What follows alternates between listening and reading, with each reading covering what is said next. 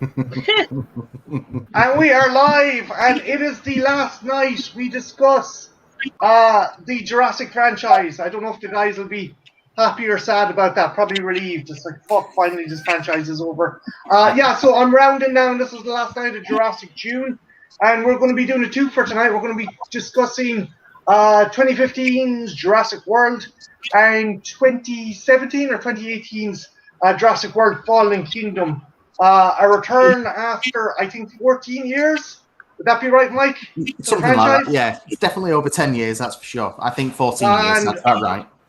And we're going to be discussing a couple of things. While I did enjoy these movies, I think they're a lot more problematic than the prior ones. Be it how the fuck Masrani got the rights to reopen the park when John Hammond said he'd never open another park again. To one, which I'd be interested in getting Ethel's point of view. Would you be able to outrun a T-Rex in a pair of fucking high heels? Let's dive on in. So tonight, I am joined by the legendary Mark's Monsters, the awesome fucking Mike Tarum. If you haven't checked out his stuff, check it out. He's a contributor to the Missing Compy podcast. Yeah, and he is an acolyte of the late, great Ray Harryhausen. I'm also joined by the Soulish Trenchcoat and the always elegant and debonair Ethel Cross. So, guys, we returned to the franchise after 15 years. And, Mike, I'm gonna start off with you. What was your thoughts when you heard that there was a new Jurassic Park movie coming out?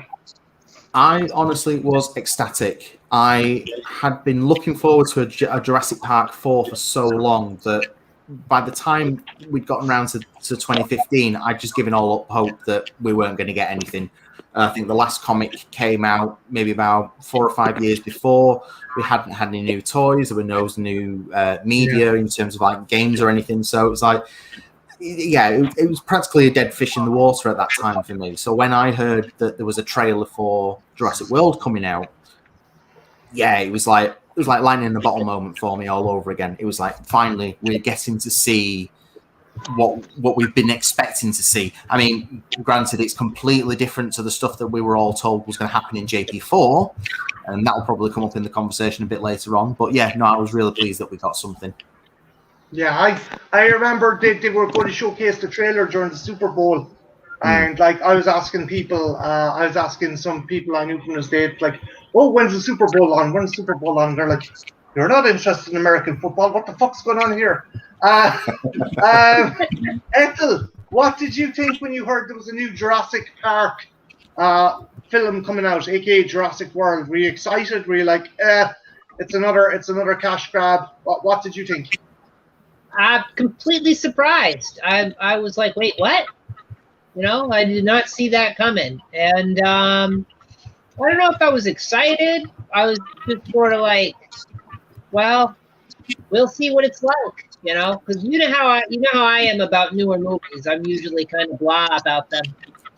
Yeah, like when you saw the trailer, did it boost your confidence, or were you like, okay, I was right. This is going to be pants. Or, well, what did you think? I was happy we're getting Chris Pratt. That made me happy.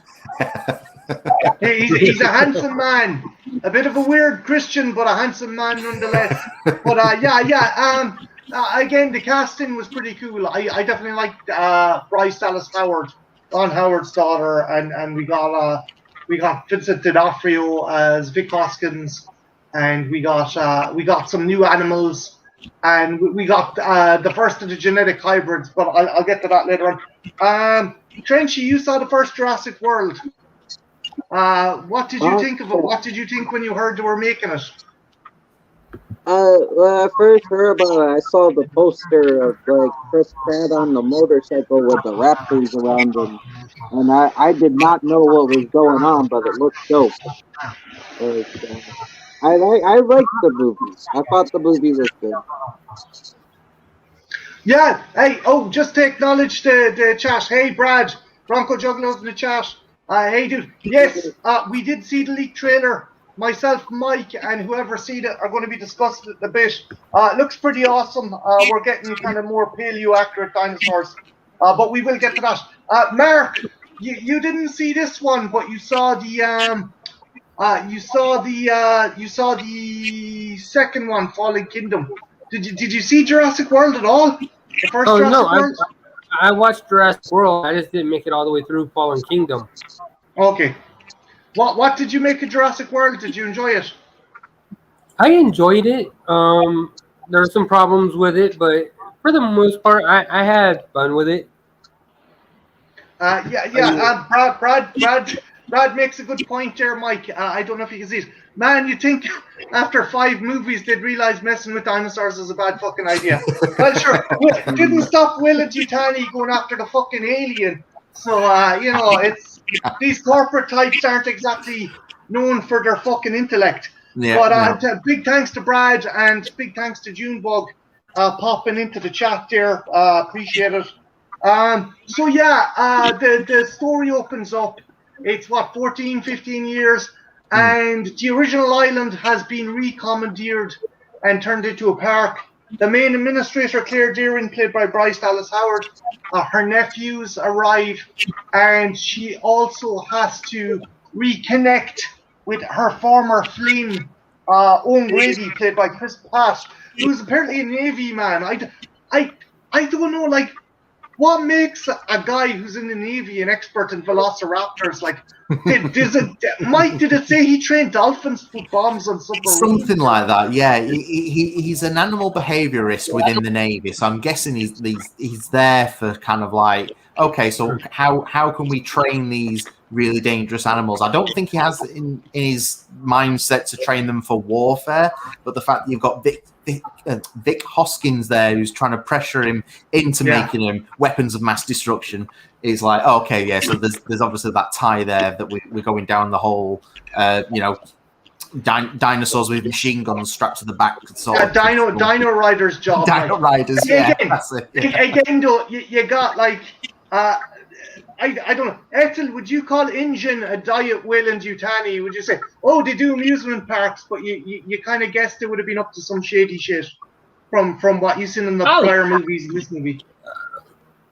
Yeah, definitely. You know, they got to get that coin. You know, there's no better place to get it from than the military. They got tons of money, and they're all into like training animals to do shit. Yeah. What did you think of the idea of the Indominus, Ethel? Like a genetically engineered dinosaur? Well, finally, we got the dinosaur from the friggin' Jurassic World book. Or not Jurassic World book, Lost World book. Jeez. Yeah. I don't think they could have gone anywhere else. Like, there was the whole fucking, and I shudder to think about it, the human hybrid script. I'm so glad they didn't fucking do that. Like, oh Christ. But would you agree there wasn't much where else they could go with the franchise unless they introduced hybrids? They have to. Like, there's nowhere else, because like you've seen all the hit list for dinosaurs. You need something new to keep the movie fresh. So they had to. Yeah, it was pretty cool. I liked the Indominus. I think it was like, they basically made a melting pot of dinosaurs. Trenchy, what did you think of the Indominus Rex? I thought it was cool. I mean, I still prefer like the T-Rex and the Spinosaurus, but that one was dope. It was cool, and I like how it was hunting for sport. Like, I like that. That bugged me, because that was like, okay, not only did they engineer a dinosaur, they engineered a malicious dinosaur. That always bugged me. It's like, what? Is it a fucking dinosaur, or is it Jeffrey Dahmer you're making? Fucking, decide. Fucking Jeffrey Dahmersaurus, Ted Bundysaurus. I don't know. I don't like an animal that's malicious. Like you could go with the raptors in the first movie, that they were mistreated and locked up, and that's why they're so vicious. But this one, this dude was like if Jason Voorhees was a fucking dinosaur. I mean, clawing up the wall and camouflaging, And like, Mark, what did you think? Did we get a Vorisaurus in the Indominus? You got the Michael Myers of dinosaurs. He was just an unstoppable killing machine. Yeah. But plus, he had Predator camo cloaking devices as well. Yeah. Like, I That was like one that. of the huge problems I had with that movie. Did you think it worked, or do you think it kind of went a bit above the pale? It went way above the you know what. I'm just gonna go over the comments, guys. One Mark. It went way above the other what they had established in the other three movies. It was so over the top. It was like, wow. So you got the you got an apex predator that has actual predator, tech built into it. But that was in the book. Yeah, that was in the Lost World. Yeah, the Carnos could camouflage. Like again, they explained that it was genetic manipulation and stuff. But I do think they did kind of make it a bit kind of OP, as the kids say. They made it a bit overpowered. Quick, going over the comments.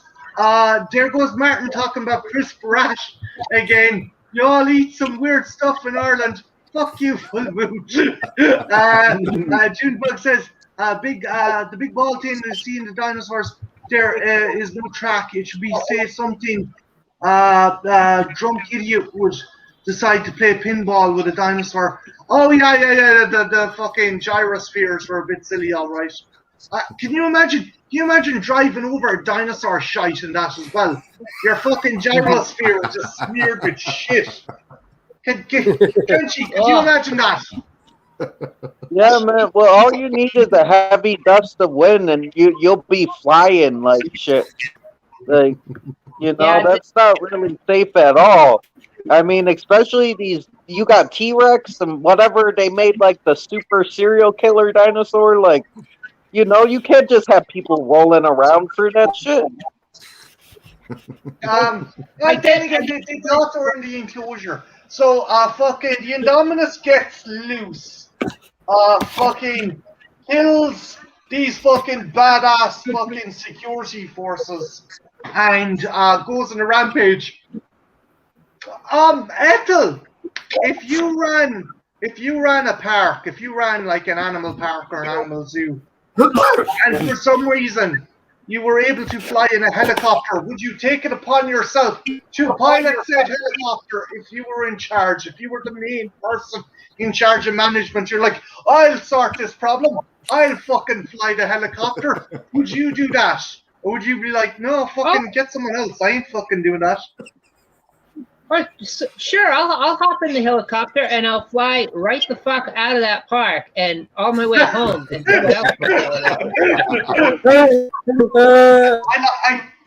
so you got Simon Masrani, who's like, again, I enjoy this movie, but there is a lot of problems with it. Simon Masrani is like, oh, look, I'm going to take care of this. I'll fucking fly the helicopter. And he's like, you boys seen combat? Do you mind if I ride with you? And I'm like, the fuck? What's going on here? What's happening here? And they go chasing after the big bastard with a Gatling gun. And they destroy a fucking Avery. The size of fucking Wrigley Field. They destroy a football stadium size. How do you do that? How do you destroy a fucking the fucking Super Bowl sized fucking Avery? Like, and he deserved that death. That fucking Egypt deserved that death. But what do you think? What do you think, Mark? Do you think Simon Masrani died a hero or died a fucking idiot? He died a fucking idiot. That guy deserved to die. He got off easy. If I had been directing that movie, he would have been ripped apart by fucking raptors. Mike, what do you think of fucking Masrani's valiant effort to stop the Indominus? I kind of get his heart side of things, where it's like, okay, this is my fault. I need to take charge of my problem. But at the same time, it's like he's only just passed his helicopter license, like within a few weeks. It hardly gives you the right to suddenly say, yeah, I can do this. I can fight combat, like fire with fire and all that jazz. So yeah, it's kind of like I get his mentality of, right, it's my problem, I need to go sort this. But he's like the worst person you get to do it. It's like saying, okay, I've just passed my driving test in this like tin box of a car from the 80s. Now I'm going to drive a tank and stop like the apocalypse. It just doesn't work the same at all. It was fucking stupid as fuck.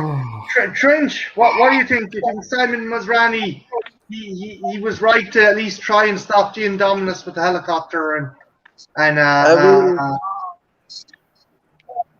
agree with Mike. His heart was in the right place, but like, just because, like, just you a copy of them, but you don't fly the fucking plane. It's okay to be in the back of the plane, like to go with them, but don't like like if you break a washing machine, it's okay to help fix it, but like if you don't know what the fuck you're doing, you don't take control of that shit. You don't. Cause it's not gonna I know there was no available pilot, but wait till you get a pilot before you decide to do that.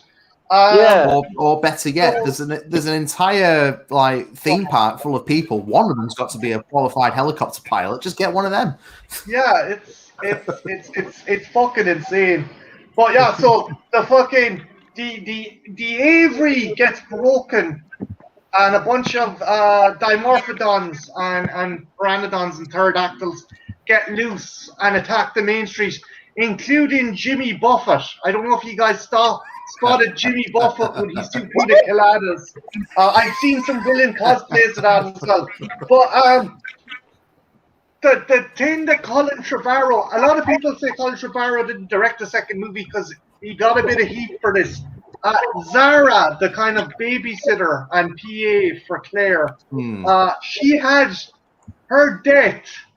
Mike, I'm going to let you take this one. Was her death super? Everyone made it out to be super mean-spirited. The way I see it is, they're animals. They don't give a shit if you're good, bad, or indifferent. What did you think? Do you think Zara's death was mean-spirited, chauvinistic? No.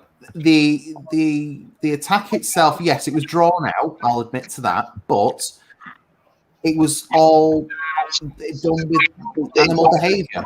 If you look at how a lion attacks a buffalo or a bison or something of slightly larger nature, you look at how that attack goes down. They are drawn out. They're not kind of like, quickly grabbing by the throat and then it's done in 5 seconds. No, they are struggling to survive. And if half the time it's you capture them once and then they let them go and then they capture them again. It's a very long, drawn out process. And if people are going to start saying, well, her death was uncalled for, I think we all need to remember Eddie Carr's in The Lost World was also uncalled for. But no one talks about that.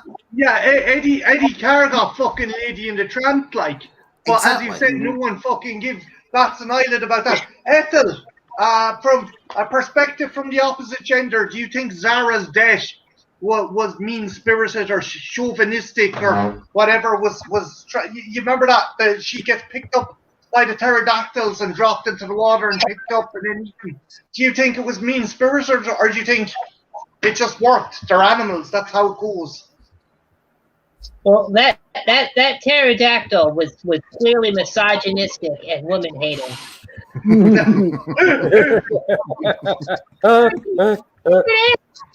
It's a freaking animal. It's a wild animal. It's gonna attack and maul, and it might not even be doing it for food reasons. It's just gotten free. It's excitable. It's rampaging. It's like what animals do. Again, I like the fact, and it played into the later movie because Mike, who was who was Maisie Lockwood's? Geraldine Chaplin was the actress, but what was the character's name? She was supposed to die, but they actually deleted that scene Yeah, because that's right. of backlash from this scene. But I digress. Again, it's an animal attack. They don't care if you're good, bad, or indifferent. They don't care what gender you are. You're fucking food. That's the way I see it. Mark, do you think that death was excessive, or do you think it was mean-spirited, or do you think it wasn't called for? No, again, it's a wild animal.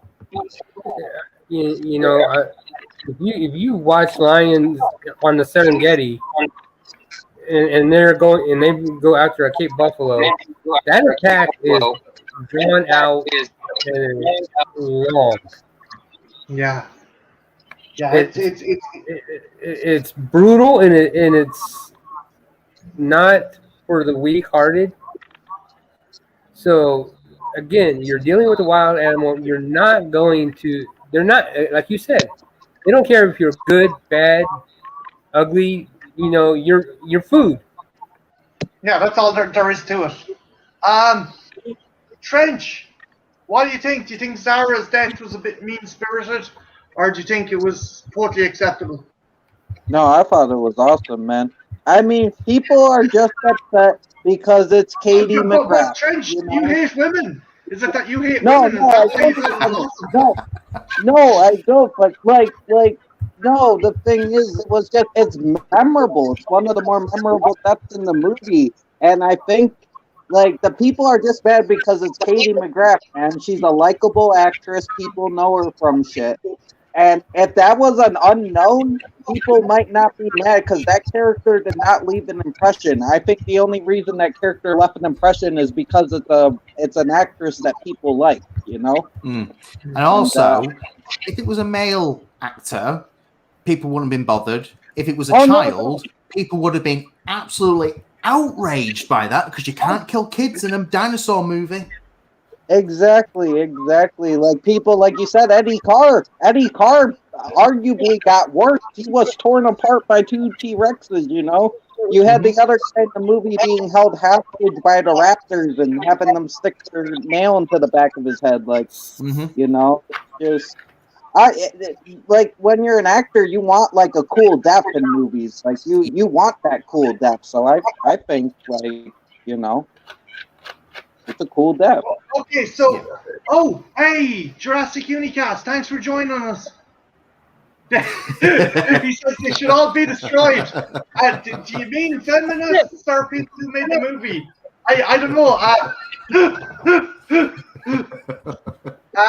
So essentially, fucking InGen's mercs arrive, and they're like, "We're in charge." And Vic Hoskins turns around and goes, "Okay, we're going to use the raptors to track the Indominus," and they let him out. There's a pretty cool sequence. I don't know how I feel.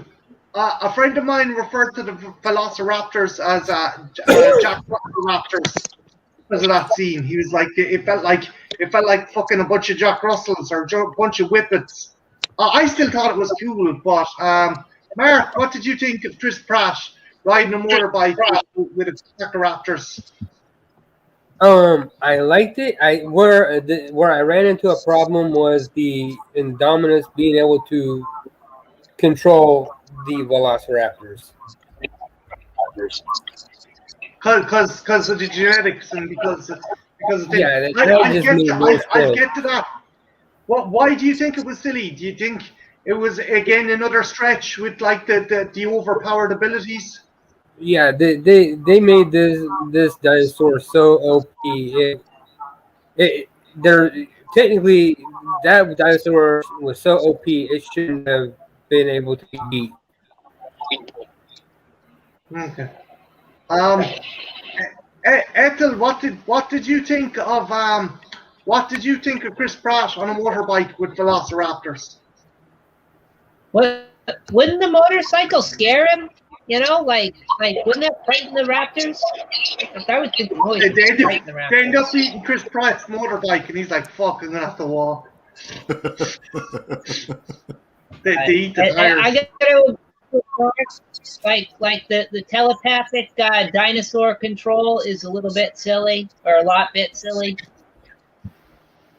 So Mark makes a good point as well. It's just, I think the Indominus was a bit too OP. There was a lot going on with it. Like, if it could levitate, I wouldn't have been surprised at that fucking stage. Trench, the bit with Chris Pratt on the bike with the Raptors. I mean, I thought it was cool. I mean, I'm simple. Like, you see a guy in a motorcycle surrounded by, like, monsters and shit. Like, that's dope. Like, that's cool. You know? I'm not a big fan of Chris Pratt in the movie, but it was a cool scene. And what did you think of the twist? The quote-unquote twist with the Indominus being part Raptor and being able to be the Alpha? I mean, yeah, it was silly, but the other movies had silly stuff, and I actually liked the drama it added to the story. And at the end, they actually gave a raptor an arc. I mean, the third one kind of did that too, but the raptor actually had an arc in this movie. The Blue, like, that was interesting. That was actually pretty cool. Jurassic Unicast says the best thing that actually blew me away about that scene was nothing to do with the dinos. It was the VFX and the layers, etc., and how it was filmed. The shot from the Raptors running at the screen. Yeah, that was pretty cool. That was a pretty cool scene. Mike, what did you think of that scene and the big white fucking toothy elephant in the room? What did you think of the Indominus being able to subjugate the Raptor pack? So there's three things that I want to bring up with this particular scene. The first being, as cool as I like Chris Pratt on a motorcycle running alongside Raptors, the thing I have to question is, how often is he doing this with the Raptors outside of the paddock? Because if he's just done this for the first time, then why would they instinctively want to run alongside of him? Because the last time he interacted with them in that film was they wanted to devour him from trying to save the other guy from getting out of the pen. That's a good point. So that kind of threw me off a little bit. If he's doing it on a regular basis, like every weekend or something, and great, yeah, it's in their behaviour to do that. But up until that point, we never hear them even say, "Oh, we do this on a weekly basis. It's fine." So that's the first thing I want to bring up.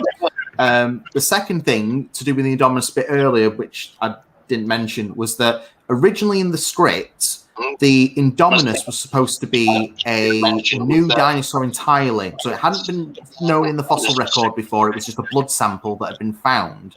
And they just engineered it to be this OP creature because they didn't quite know what they were doing with. And eventually it got turned into a hybrid because it would serve the plot point, which is understandable. Now, originally, I didn't like the fact that it could communicate with the Raptors. But Jack Ewins, and I can't remember if this was his headcanon or whether this is something that he's written into the Dinosaur Protection Group, is that when the Raptors start encountering the Indominus and it communicates back to them, rather than interpreting them turning round to face the humans as being aggressive, think of it more of a perspective of they've been brought up by Owen this whole time. They're basically turning round, almost like asking him, well, what do we do? Because we don't know what to do with this now. So when the humans attack, it's going to give a natural response for the Raptors to be aggressive in return, which is why when Blue sees him in the main street later on, she's not aggressive. Yeah. So it's not a case of they were like being commanded. It was like, okay, these dudes are now pointing weapons of us firing, opening fire. Yeah, so it's gone from a point of they know the humans are behind them. They can probably smell them on the wing. So they've gone to hunt this thing that they've been given the scent of. What they weren't expecting is this thing to be communicating with them. Yeah. So the body language that they show is literally, it's not aggressive. They are there to hunt, but then suddenly it's a case of, okay, this is like a bigger version of one of us. What do we do? And then it all breaks loose because we interpret it as, shit, they're turning around. God, they're going to kill us. It's I never thought to think of it like that. And that's a pretty cool way to look at it. Like, what was Junebug says The Rock was going to play Owen Grady. I'm really fucking glad he didn't. I love The Rock, but it would steal the show and make it not about the dinos. Yeah, dead right. Yeah. His smolder would have completely ruined it for me in that film. Can you smell? He just, you know, they would have had to work in just like giving a rock bottom to the T-Rex, just grabbing it by the neck and just fucking slamming it onto the tarmac. So the Raptors switch sides. They kill. Kind of cool. I want to see that. So I'm going to be getting to that. Much to my fucking chagrin, that may be a possibility.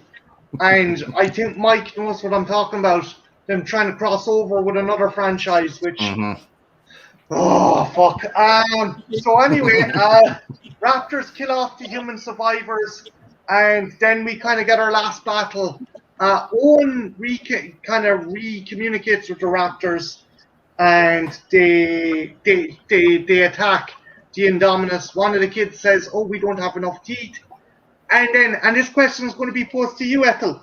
And then Claire Deering gets the idea. I'm going to release the T-Rex. I'm going to open up the paddock, use myself as bait with a flare, and run towards the Indominus. And I'm going to do it all in a pair of high heels. So, Ethel, I'm assuming you've worn heels before, right? Oh yeah, quite often. So, given your experience, could you outrun a T-Rex in a pair of heels? Do you think? I don't. Not in those heels. Definitely not in those heels. And if you're gonna break your ankle, like if you're running full gallop like that, like it's not gonna work. It's not gonna work. It'll be bad. It's like don't run heels. Just don't do it. Like I know the it sucks. fossil record. It's been shown that the fucker wasn't actually that fast, but I'm still dubious about outrunning him in a pair of heels. Trench, what about you? I know you've been diving into like wearing women's footwear. Do you think you could outrun a T-Rex in heels? I don't know, man. I don't get why she just didn't take the shoes off. You think it'd be more practical, you know? Especially like after the park went crazy, like you think she would put on some sneakers or something. I don't know. Like Yeah. Mark, what do you think? What did you think of the Claire fucking marathon in heels against the Rex? Being that a T-Rex's max speed is 32 miles an hour, she would have got about halfway turned, and the T-Rex would have had her. There wouldn't have been no chase.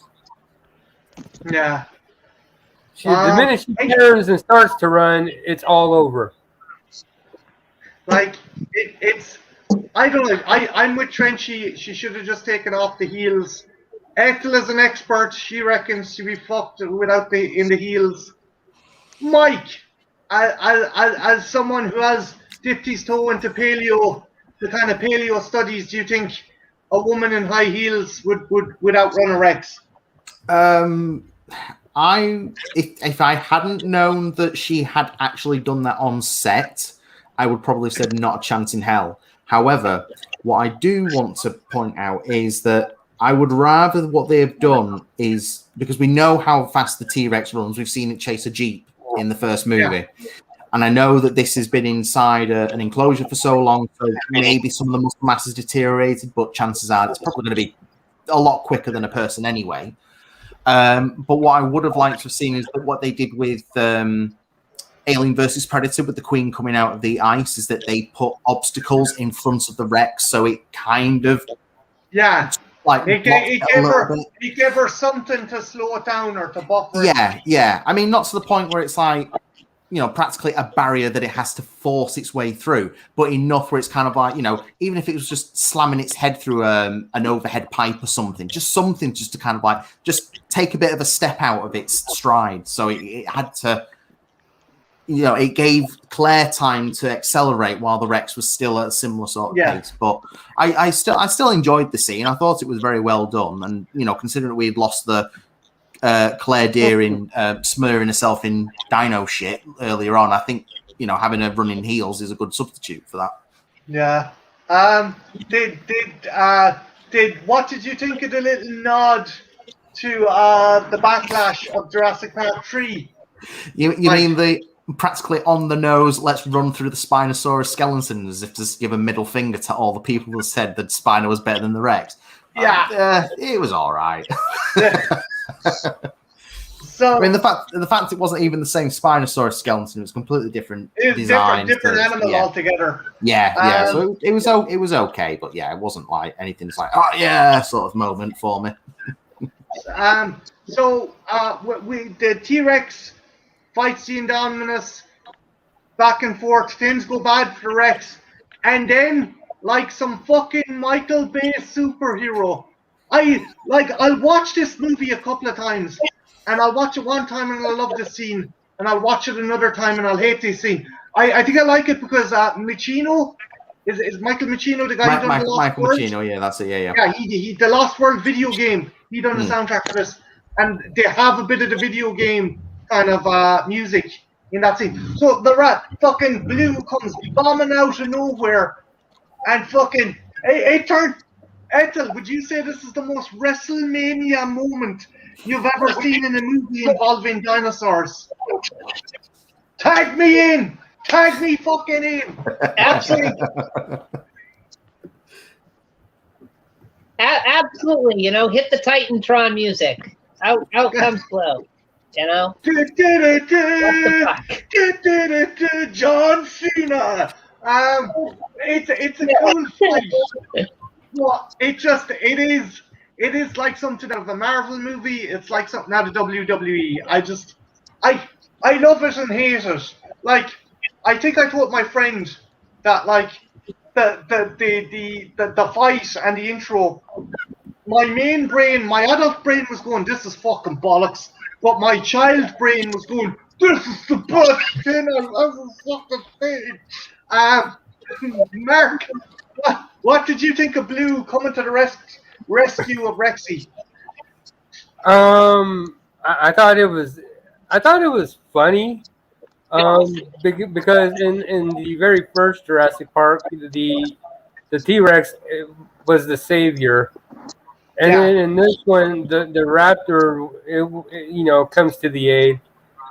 But the showstopper was the croc that ends up the Indominus into the tank. That it was like you had your WrestleMania moment. And then you got your surprise ending, your surprise interference out of nowhere. It basically the Undertaker coming up through the ring, fucking hitting Big Show with a chair out of nowhere, basically, yeah. Basically, yeah. Dredge, what did you think of that? Very much out of nowhere. Moment. You're going down! Trench, what did you think of it? I'm a man-child, so that was fucking awesome. Like, that was the shit. Like, it's like, that wasn't an event. Like, that's worth watching the movie for. Because you get, like, fucking, like you said, like, out of nowhere, the fucking raptor's like, well, I have an arc now. I'm gonna help the T-Rex, and he jumps on his head, and it's like they're like fighting this other big dinosaur, and then the fucking fish comes out of the water and fucking eats them. It's like no fish shit. I mean, again the inner 9-year-old is like, this is the best thing ever. Yeah. What did you think of that ending? What did you think of that last battle? It was obvious a nod, a reversal nod to the original Jurassic Park as well. Yeah, I really like that scene. The only thing I didn't like about it was the fact that the camera was just moving around so much, and going from the fight, then rotating around to the people, then going back to the fight again to the people, and just so. I found that really jarring because for me, I wanted just to watch the fight. I didn't give two monkeys about what the adults and children were doing. I couldn't care if they were on fire. It's like, I want to watch the dinosaurs fight. Exactly. So yeah, to me, it was a good fight. It was a good scene, and I love the climax with the mosasaur bleeping out at the end. It actually addresses something that is said about in paleontology circles, how you might have the T-Rex is like the dominant animal on land, but in the water, the mosasaur is the absolute apex compared to land. So you had that kind of like, okay, yeah, you got the raptor and the T-Rex couldn't take out an Indominus, but it just takes one mosasaur to just jump out and just grab it by the neck. Like, even when they had it at the verge of the lagoon, that fucker was going to still keep fighting. Oh, God, yeah. He was still going to keep going. Like, and they were just roaring at him, and then that fucker just came up and fucking Subway sandwiched him. He's just like, I'm fucking gone. Okay, so I've had one question about this movie. So Masrani says, I promised John Hammond I'd look after this park. So everyone just think back to the first movie when John Hammond's in the Jeep. After serious consideration, I've decided not to endorse your park. And John Hammond is like, so have I. So did John Hammond get Alzheimer's? Is Masrani lying? Mike, what's your hot take on that? And I'll bounce to the other guys. I honestly think that either Hammond in his dying age had kind of got himself a little bit confused and kind of said to Masrani that I know I said no to the park, but I'm actually thinking now we should, and just forgetting certain incidents that happened. Or that after Hammond had died, Masrani had changed certain things to make it sound like Hammond wanted to go ahead with this. Because we know that in the second film that Hammond was very much a case of, I don't want the animals being terminated, but I don't want them to be exposed to people in the way that I wanted to, so we'll just leave them be. So it seems to me almost like Masrani was like, okay, yeah, John, I'll respect your wishes. I'll protect the dinosaurs in the only way I know how, which is to build a giant theme park. And yeah, it's a little bit suspicious about the whole thing. Yeah. And to be honest, to some degree, he kind of honors his wishes in the sense that he is looking after the animals. It's like, you look at the enclosures they're in sizable enclosures apart from the Rex, which looks absolutely tiny. And the animals are well looked after in the sense that, you know, they're not looking malnourished, they're eating properly, they're getting regular feeds. It's not like it's a once every so often feed sort of thing. So you can't argue to a degree that the animals aren't being looked after, but I do think it's just a proviso. He kind of found a way around it. Yeah, it's like a loophole in a contract. Yeah. Yeah. Ethel, what do you think? Did you think? Do you agree with Mike, or do you think Masrani was like lying, or do you think John Hammond got Alzheimer's, or do you think like fucking someone said, "Hey, here, old man, sign here, sign the dotted line. I get to see my grandchildren again." Yeah, sure. I'll sign there. What do you think happened? Maybe he was just really persuasive, you know. He's like, "Well, we'll do it right this time. We'll have extra security, and like we'll be." It looks like it was a little bit more secure than the original Jurassic Park, you know, theme park. You know. And like, so like, you didn't get the hint. You didn't get the hint that Masrani was kind of malicious or kind of up to no good. Well, I mean, he's supposed to be up to no good. He's a douchebag. I mean, what do you want? Okay, Trenchy, what do you think? Do you think Masrani kind of was sneaky, or do you think John Hammond just got Alzheimer's in his old age and said, "Yeah, go ahead, make it dark"? I think what happened was I don't think Hammond changed anything. From looking what the evidence we have of the character, he's a little overzealous. Like we were talking about earlier, he only had 1 week of helicopter school, but he thinks he's going to save the day, save the whole park by flying this helicopter. So I just thought, he's like, I will keep my promise in taking care of the dinosaurs, but I can do this better than Hammond. I can do the park, and I can do it better, and everything will be under control. Like, I just think he's overzealous, you know. So I think he went and did his own shit. Mark, what did you think? Do you think Masrani kind of was sneaky about it, or do you think Hammond was just like, oh, yeah, American Parent? Well, now, remember back to the earlier Jurassic Park movies, they managed to get control of Jurassic Park from John Hammond. So he really doesn't have a say-so in what goes on. Okay. And I think, I think the guy who was over this Jurassic Park was just a smug, arrogant little fucking prick. It was like, oh, my vision is greater than John's. I'm going to, we're going to do this. It's like, I kind of flip and flop about Masrani kind of being a good guy or a bad guy, because his heart's in the right place, but he's definitely too ambitious. Like, and he's a bit like the bit where he's like, close the gate, and there's people inside, and he's like, or it's like, oh, don't worry, people. I know people have died, but we've expected this to happen. And it's like, the fuck. So anyway, right? This movie ends, and then we pick up. Basically, I think it's supposed to be. Is it 5 years, Mike? After this one, I know it's not the same release date, but no, I think it's supposed to be 3 years after the incident. Okay, so it is. I think so, because I think in this one it follows our real time. I think. Yeah. So if it's been 3 years in production, then it should be 3 years in the film. I think. Yeah.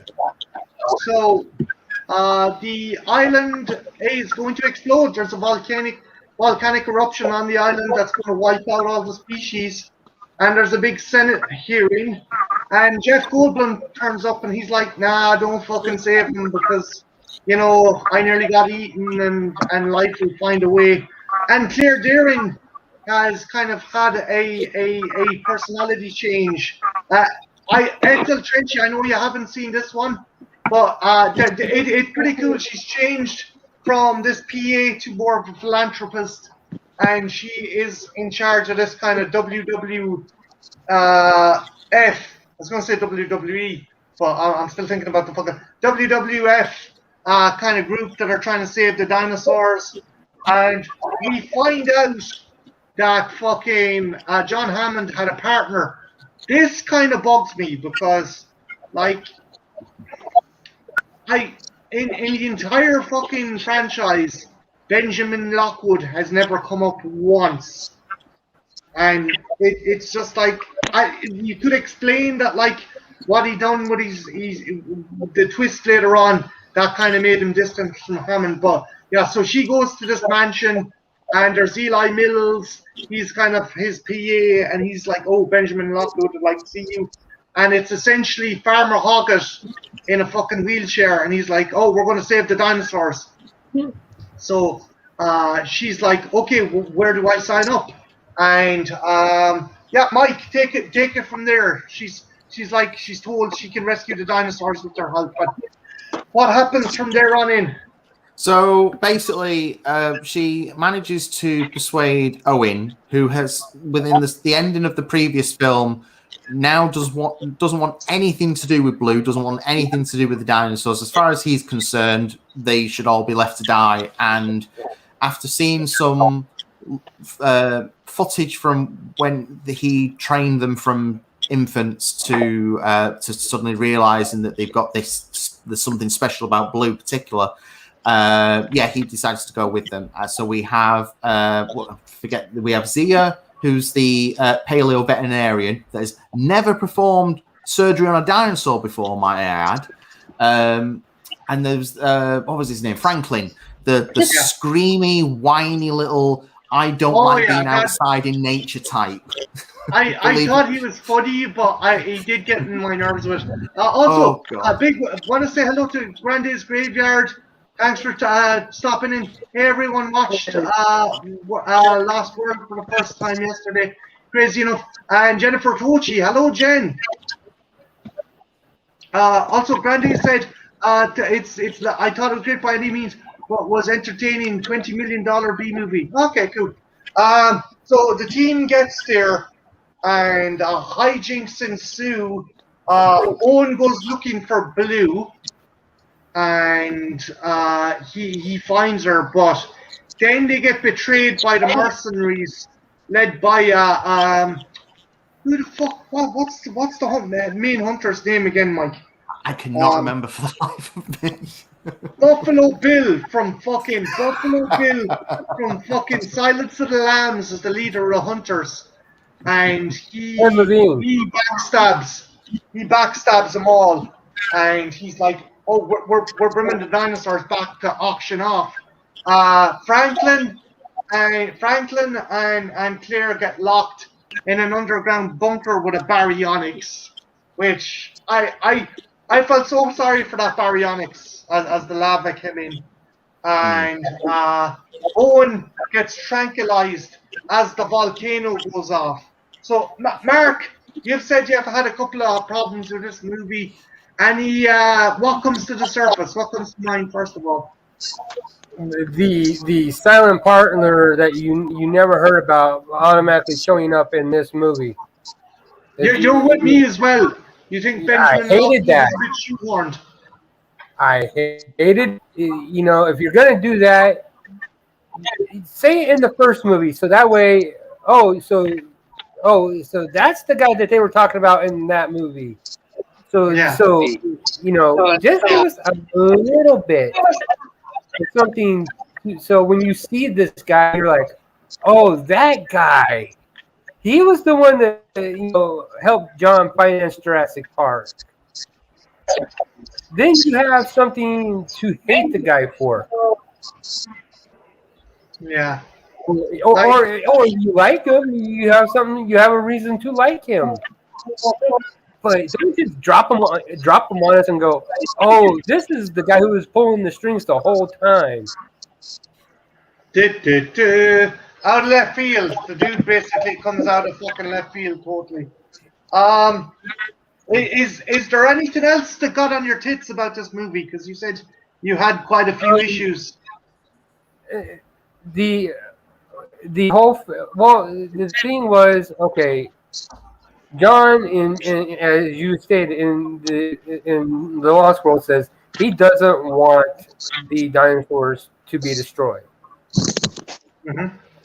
So for them to just say, "Oh no, we're gonna let for Owen to go, no, I'm gonna let the dinosaurs die." Fuck him, just fuck him. Fuck John. Fuck, it kind of felt like you're taking a huge, you're kind of taking a huge crap on the first couple of movies. So that really bothered me. You could, Mark, you could see why Ian Malcolm would want it, though, right? Yeah, I can see Ian's side of it because one, his daughter was almost killed by dinosaurs. His girlfriend was almost killed by dinosaurs. He was almost killed by dinosaurs. He was almost killed by dinosaurs. Not one good thing has happened to him. We're going to Jurassic Park. Well, there goes. Saw a T-Rex. I can get behind him. I can get behind Jeff Goldblum's character hating dinosaurs, but the guy who's for the guy you introduce in Jurassic Kingdom, to him just automatically turn and go, what the fuck? I'm not going to deal. And it's only the second movie, like, he hasn't built up that much resentment. It made no sense. Was there anything you liked?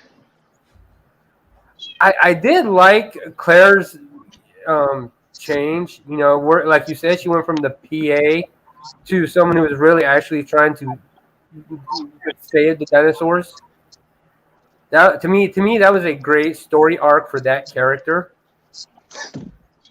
and it really was one of the better parts of the movie, I thought. It was very cool kind of character development, because you could have thought that she'd still be kind of this shallow kind of corporate type, but yeah, no, she isn't. From Ethel Trenchy, first off, Ethel, from what you're hearing, do you think you're missing much from this movie, or do you think you might check it out, or has Mark kind of put you off watching this flick, or what do you reckon?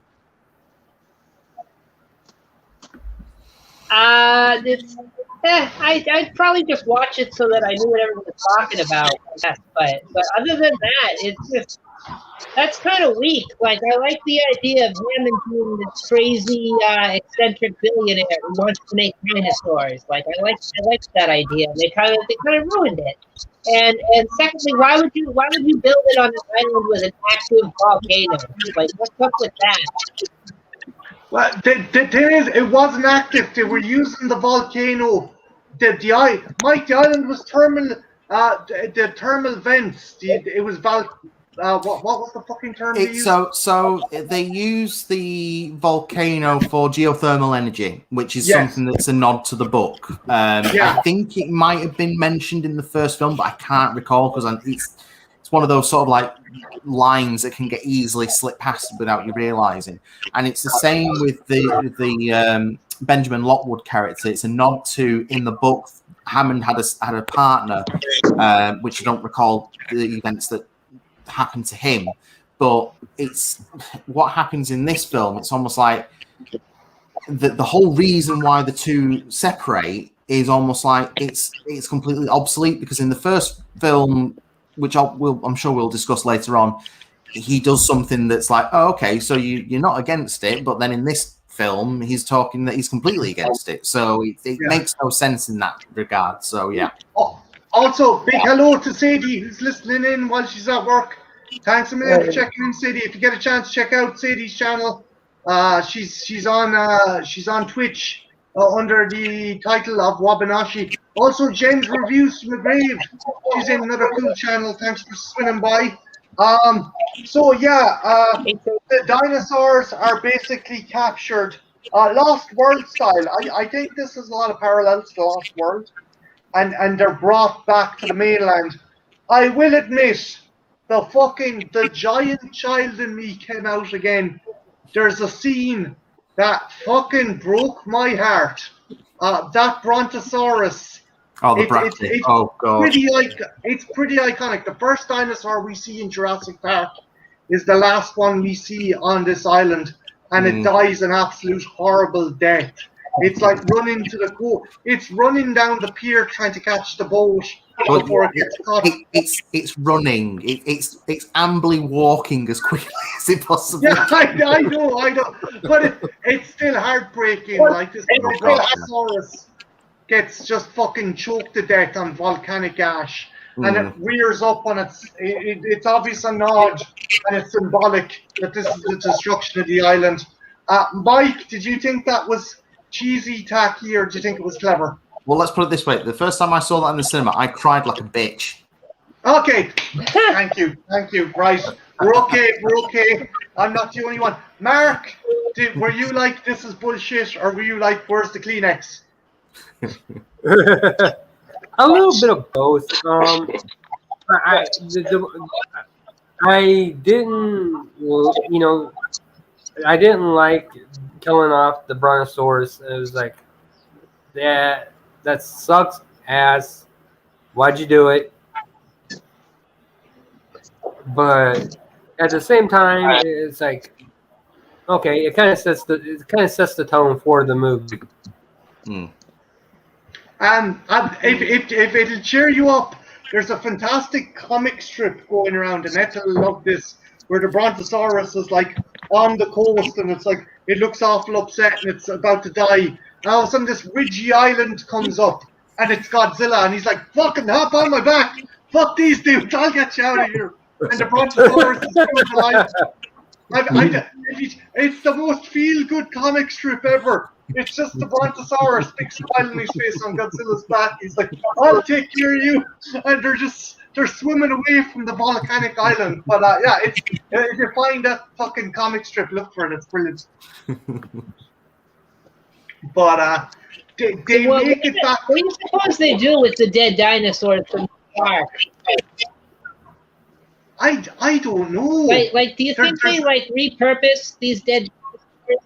They send to Alpo or something for dog chow or what? They probably just leave them. Maybe like, Mike. Do you reckon we get a good few tins of pedigree chum out of what's left on that island?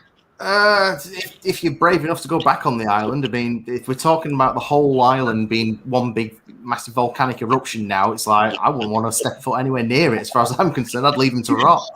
Actually, do you think everything is dead on the island? Oh yeah. I think I'm not sure if it's been 100% confirmed from Trevorrow's point of view, but yeah. The idea of Fallen Kingdom is that this is now the final chapter of anything island related. So it's just kind of like, right, Nublar is no more. We're never going to go back to the park. It's why they actually do a lot of the damage on the upturned Ford Explorer when Owen's recuperating by burning the Jurassic Park. It's like, right, this is it. There's no more park. Everything's Jurassic World now.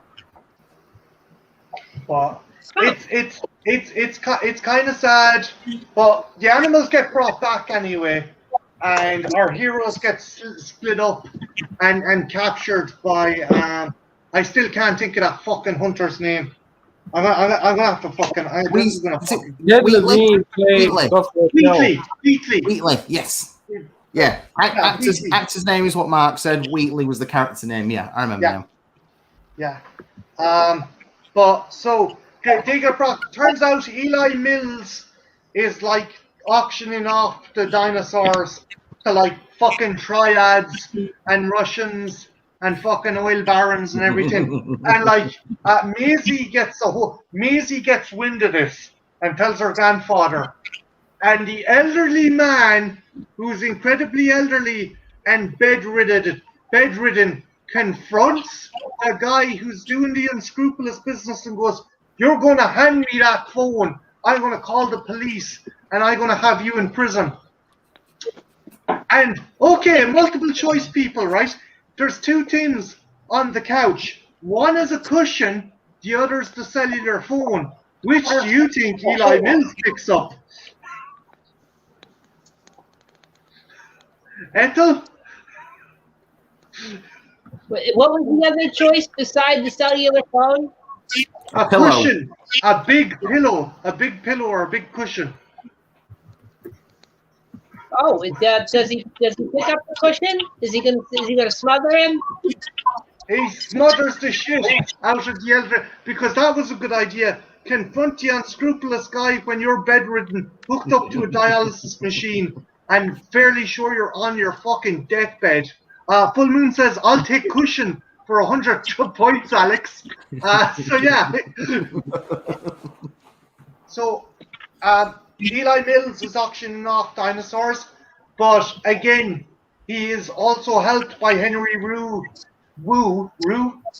and they make the Indominus, or the Indoraptor, which is basically kind of a halfway point between the Velociraptor and the Indominus. And my housemate thinks this dinosaur is ridiculous. Trenchy, what if I told you there was such a thing as a laser-guided dinosaur? What would you say? Wait, what? The dinosaur can shoot lasers? No, it's laser-guided. Wait, so people are just shooting a laser pointer around and this thing is following it like a cat? Yeah. That sounds incredibly stupid, but also kind of dope. Like, I would watch that shit. It's stupid, but I like stupid, so I'd watch it. Fuck it. So yeah, they're auctioning off dinosaurs, and the Indoraptor is this super kind of advanced, kind of halfway point between a Velociraptor and the Indominus, and it's activated by a laser pointer. As Trenchy, that's the best way to put it, right, Mark? Yeah, pretty much. Claire and Owen escape and stop the auction, and as a result, the Indoraptor, its cage is left open. And Mike, do you want to take the scene with Wheatley and how the dinosaur actually smiles? Yes. We have a smiling dinosaur. So there's a deleted scene before we even see this sequence where a technician tries to tranquilize the Indoraptor, and he's supposed to use 3 darts, but he only uses 2, and it doesn't quite sedate the animal, and he ends up being killed. So the idea of this scene with Wheatley is that, again, he uses 2 darts, but he doesn't use a 3rd. So we know as the audience that he's going to get his comeuppance, but because of that deleted scene, we don't know any different.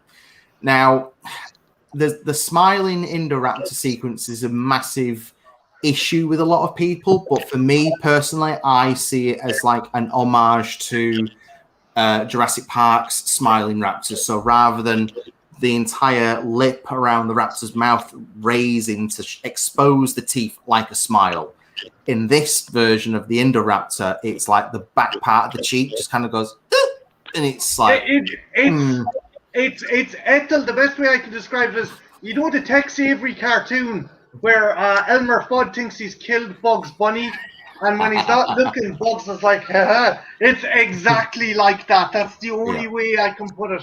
Mark, would you agree? I would agree. That whole smiling raptor scene was again, like you said, it reminded me of the Tex Avery cartoon where Elmer thinks he's killed Bugs Bunny. You know, it's like, oh, you know, like did I really fucking do that? And then, but then it's like Mike said, it harkens back to the earlier raptors that you got in Jurassic Park, where you kind of see that slight grin on their face. Yeah. For some reason, the Indo decides to go after Maisie Lockwood, which there's a bit of a twist with that. So the reason John Hammond never talked about Benjamin Lockwood is because Maisie isn't his granddaughter. She's actually a human clone of his daughter. And, like, in some ways it's cool, but it's supposed to be a big reveal. But, like, it's like, well, oh, cool, you're cloning humans, but what's the big fucking deal? There's a big fucking clone dinosaur here. That's more impressive. But, like, Mike, do you think it was supposed to be a bigger kind of reveal than it was? Or? Well, this is it. It was actually hinted at throughout the entire movie that Maisie was actually a clone. But the problem is, though, is that they were so subtle with kind of like the little drops of information that it kind of goes over people's heads, so that when they announce she's a clone, it's almost like, oh, okay, cheers, you've thrown that into the meat wagon now. But I think it was on who was it now? I think it was Jack Ewing's channel. He did a video about it fairly recently, actually, and he goes through all the points. Jack Ewing's is going to have to give me some fucking props. You and me, we're going to have to get some fucking shout outs, because you're plugging that fucker like crazy. Well, let's put it this way. As one of the co-creators of the Dinosaur Protection Group, which is the marketing media for Fallen Kingdom, it's like the guy's practically the open textbook when it comes to Jurassic Park. So it's like, he's the in-universe kind of creator for those. Exactly, yeah. But no. Okay, sorry. It's just. Oh, sorry, Ethel. One. I was just gonna say, so this cloned woman here, or girl, whoever, is she like part dinosaur? Like, does she have like retractable claws and tail? Not That would have been brilliant. Wait till she hits 13, then she'll start getting the retractable claws and stuff. That's just teenage girls. That's not even a dinosaur, Mike. That's just teenage girls. We did some like an Alien Resurrection or whatever, where you got like a room of half dinosaur clone people and stuff? Like is that what's going on? Well, this is it, Ethel. It's like there's a particular scene later on where they're hiding from the Indoraptor, and Maisie approaches a window. Now, what ends up happening is that the lights in the whole building go out, but then the lights in the part of the room that they're hiding in switch on, so it almost makes the glass a bit of a one-way mirror. And as she steps up to this window, you see the Indominus approach the window, and the line of its open mouth matches up with Maisie's. So it kind of makes you think, are they trying to hint that she's like part dinosaur or something? Because that image is pretty iconic. The other thing as well, Mike, is it seems to want to go after her. Mm. So is there something in her genetics that makes her linked to the Indo? Like, did she bond with it? Like earlier on when she encountered it, did it like get her scent and like? I'm assuming so. I mean, the way it kind of reached out for her from the cage in the shadows, it kind of made you think that that's a reach that something with the intent does. It's not like it's lashing out like an animal would do. So it's a bit. I'm a bit unclear on that one myself personally. I'm wondering, is it like the first creature she's seen that hasn't abused her or hasn't like maybe like Owen with Blue, she kind of bonded with it. I don't know. But I don't know. So they end up on the roof of the mansion. Claire, Maisie, and Owen, and the Indoraptors after him.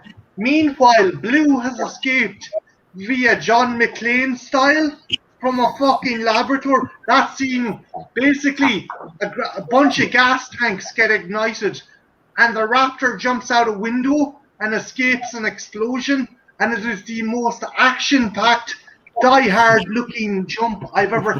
Mark, do you remember that scene? I remember that. I was like, yes. Now, if only the raptor would have, yippee-ki-yay, motherfucker. As he was going, that would have made that scene. That would have made me just die laughing in that scene if it had happened. So our heroes are cornered by the Indoraptor. They try to stop it. Their plan fails. And then again, like fucking Batman, on top of a gargoyle, Blue jumps on the Indoraptor, puts her through a skylight, and she ends up getting impaled. And it's pretty cool. Our heroes go down into the bowels of the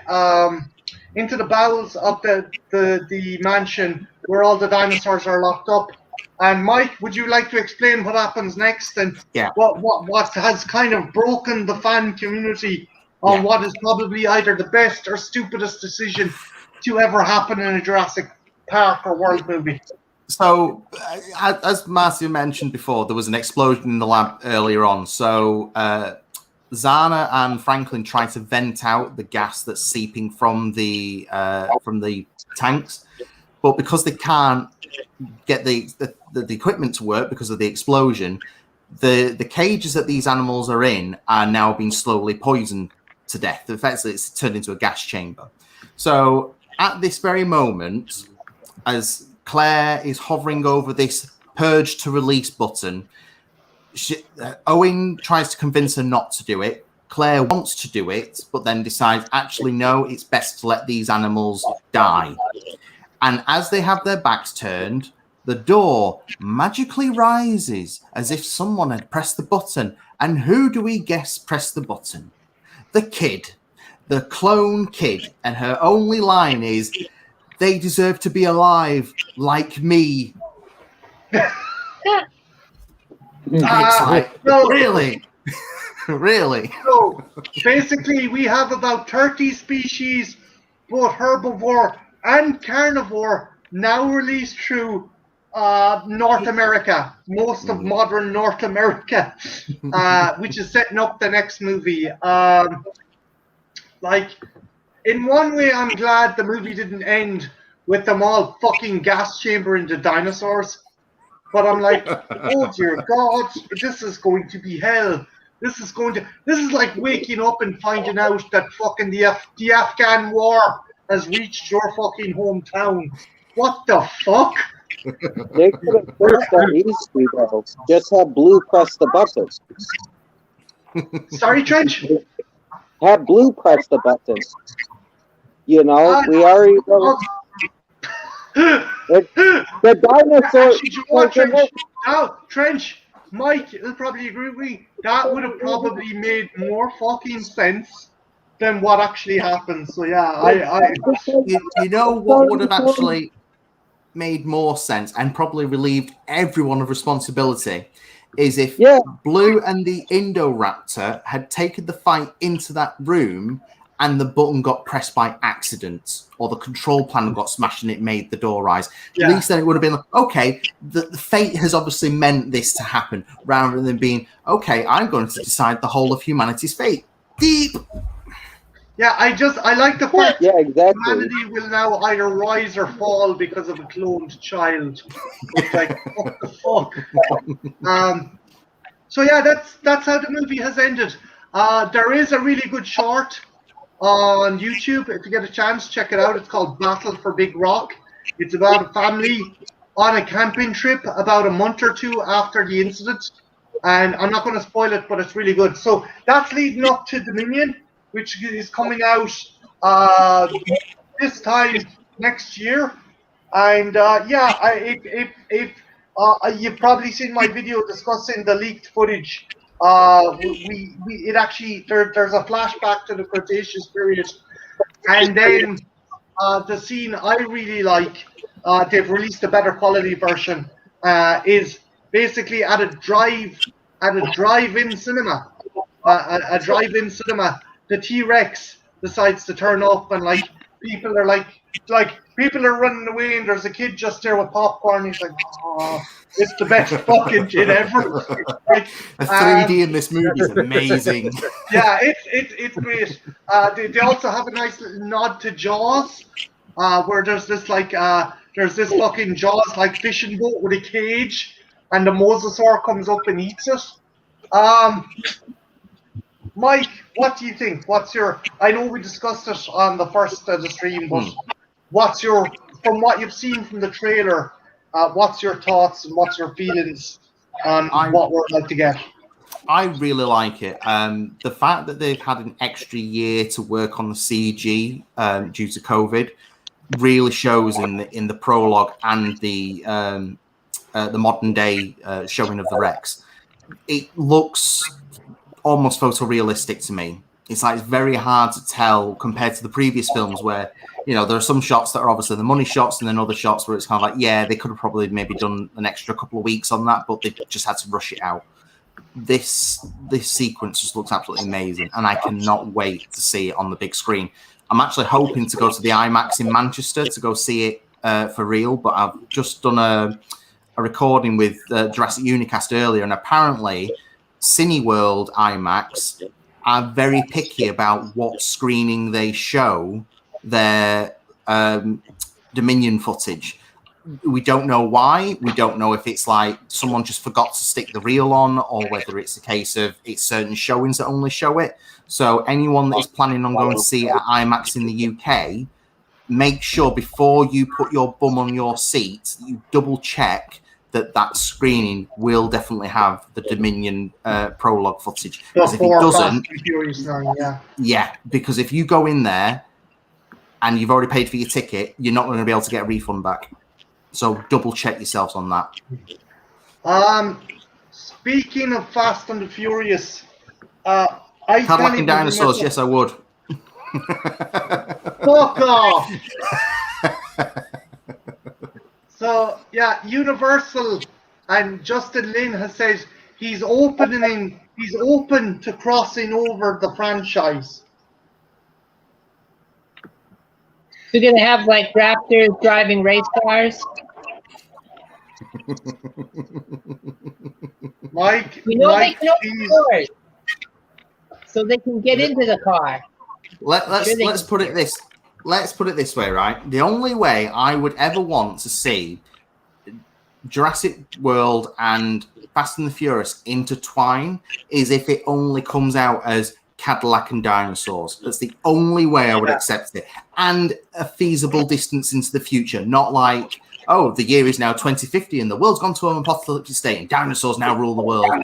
If that happens, I'm switching off, because that the way that universe is set up is not designed to be 5 years down the line. It's nearly 100 to 200 years in the future. But yeah, if we're talking like, this is Cadillac and dinosaurs 2030 or whatever, no chance. I just know Trench, what do you think? Fast and the Furious Jurassic World crossover? I'm cool with it if it ends up being a prequel to a Theodore Rex reboot. Then I will be all on board. Trenchy, I was going to be nice to you during the stream. I was going to not fucking take the piss and do OnlyFans. That's gone now. That proviso is gone. That last statement. Mark, Fast and the Jurassic World. What are your thoughts on it? Not only no, but hell no. It's just Fast and the Furious. It's just like I honest to God, I would go fucking apeshit if it happened, man. I would actually go fucking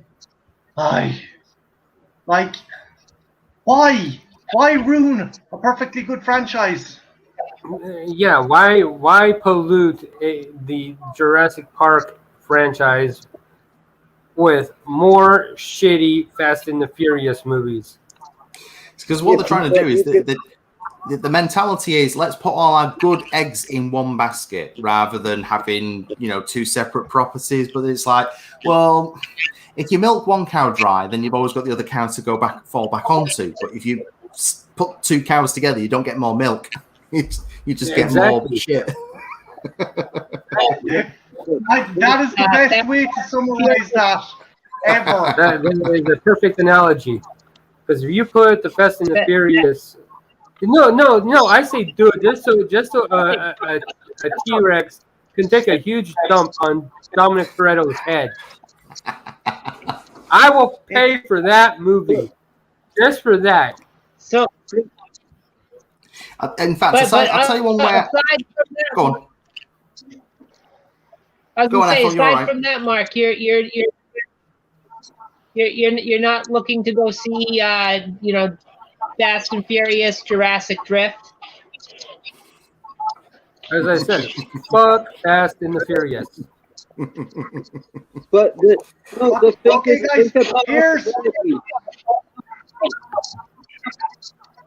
there's only one way that I would ever consider. My thoughts, right? Oh, go on then. I'll let you do that first. Oh. Load up, you bastard. Fuck. Allosaurus had never seen such a creature before. That's my thought. I love that meme. Allosaurus had never seen such bullshit before. It could, like with the barbecue, and you could have Tyrese being like, "Why is this raptor sitting at the table with us? That's an animal." And then Vin Diesel could be like, "That's not an animal. That's family." And he could fist bump you and shit, and it would be dope. And they could share a beer. Trenchy, if you end up getting the job writing this, I can't guarantee your fucking safety. Okay, that's all I'm gonna say. Oh, jeez. Anyway, what I was trying to say earlier was there is actually one way that I could actually see it working, and that's with the animated series that they have with DreamWorks, because DreamWorks produces both the Fast and the Furious series and the Jurassic World series. So if they did that as like a crossover series, I could probably see it working there. But in terms of like a film franchise sort of thing, it's like, no, I couldn't see it working. I really couldn't. Because it turns into a different beast then. It turns into a different beast. Speaking of turning into a different beast, Ben Grimm says, I can't wait until they turn a Triceratops into a car. Fucking hell. Someone did that, you know. Have you not seen it? It's like a Triceratops Yeah, it's a tractor type tractor. thing. It's a tractor with a fucking skeleton on the front. I've seen it. It's fucking brilliant. So yeah, that's the end of Jurassic June. Thanks for tuning in. There might be a bit of a change up. I'm thinking, and Ethel's going to be like, what the fuck? Ethel, I think I'm going to be handing the chat. I'm going to be handing Sunday nights over to you for July, if that's applicable to you. As long as the internet doesn't crap out on me again, I'm up for it. So yeah, from next July on, I'm handing the reins over to Ethel because I need a break with the prospect of the fucking Jurassic World Fast and Furious crossover. I need to get me some Valium. But yeah, tonight I've been joined by the awesome Mark's Monsters. I've been also joined by the fantastic Solus Trenchcoat, the always amazing Ethel Cross, and for this run, and hopefully have him back in the future, the awesome Mike Tarm. Again, check out Mike's channel. He's doing a fantastic project. It's been stalled a wee bit, but if you can check out his stuff, Wildlife from Mars. Great guy, fantastic artist, and check him out. He's also part of the Missing Compy podcast. And what were you discussing there recently that kind of had a crossover with this, Mike? So today we actually just did recording about the paleo backlash that the advisor and paleontologist, I forget his full name, Steve is his first name, I forget his second name.